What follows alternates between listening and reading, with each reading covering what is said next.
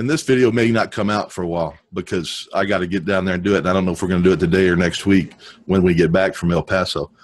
Okay, so I got some friends coming in from out of town who are fellow First Amendment auditors, etc. And MJ from Constitutional Corner, PINAC, and Teresa R., who some of y'all have seen. And if we get this done right, I'm going to explain to Chief here what we're going to do, and we'll get his reaction. All right. Some of y'all already seen our videos, Good, Bad, and the Ugly. There's a three-parter from Seguin, Texas, which is Guadalupe County Sheriff Department, and they refuse to let us video. Well, that's not really the story. The story is another fellow auditor who y'all probably haven't seen yet went to the Sheriff's Department to file a complaint. And they refused to give him that complaint without IDing himself. They wanted his driver's license or some form of formal identification. And he wouldn't give it. Throughout the video, he told him what the law was. He even took the law up, pulled it up on his phone, and showed him what the law was, and read it to him. And the lady behind the desk called out a police officer, a sheriff's deputy, and with all this being knowledge now, they both know what the law is. They've seen it and know what it is. They still absolutely refused and just came out and said, without ID, we are not giving you this paperwork for the complaint. So that was basically the end of the video. Now we're going back and we're going to do it again. And I don't want to get in too much depth of what we plan, except for we're going back, at least probably 3 of us, and we're going to try to do this all together. Same day type deal.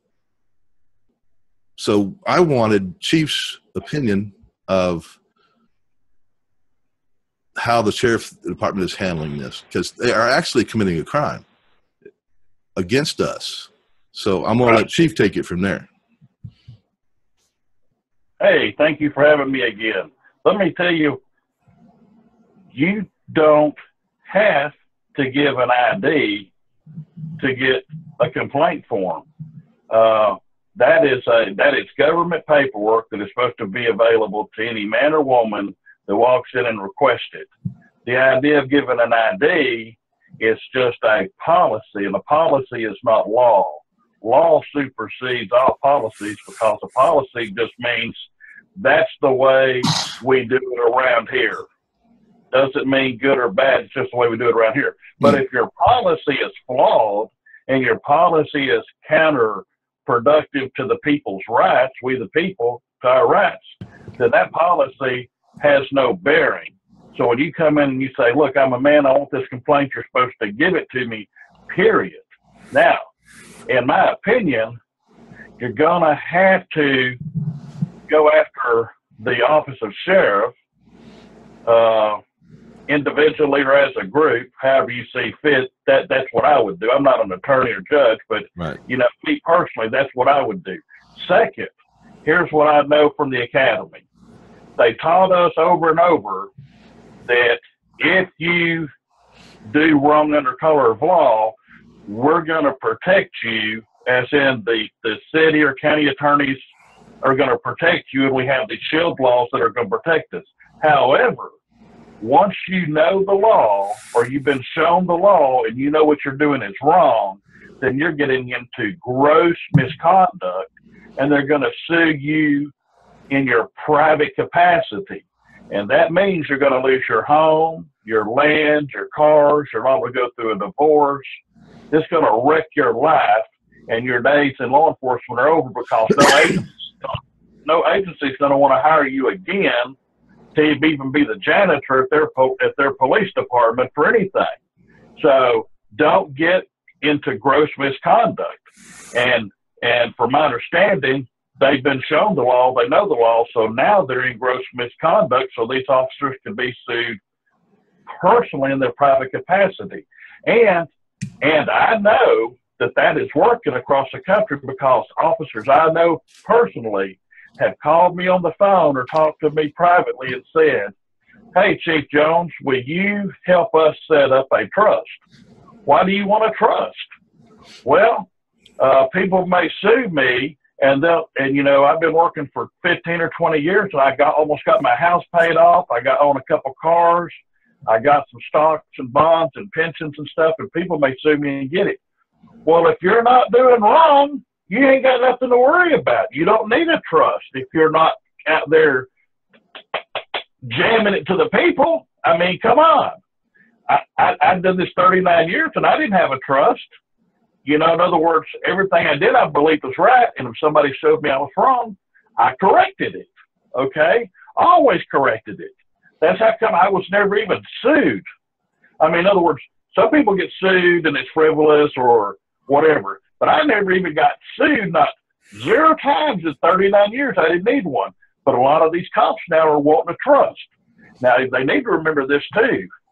If you set up a trust for the sole purpose that you believe, or a reasonable person believes you set up the trust so that you could commit criminal acts and you would have all your home and lands put away safely, then a judge can order that that trust be pierced because the evidence is so overwhelming that you set it up specifically so you could act in misconduct and still keep all your goodies.